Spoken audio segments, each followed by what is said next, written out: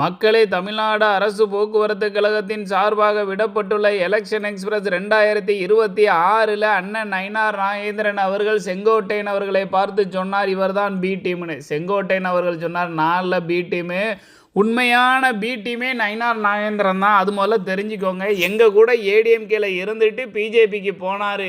எங்கள் கூட மிக மிக நட்பில் இருந்தார். நான் இப்போ ஏடிஎம்கே விட்டு வந்துட்டேன். அதனால் நிறைய விஷயங்களை சொல்ல முடியாது என்னால். அவர் பண்ணின அட்டுழியமும் எங்கள் கூட கடந்து கூத்தடித்த விதத்தெல்லாம் நான் வெளியே சொல்ல முடியாது.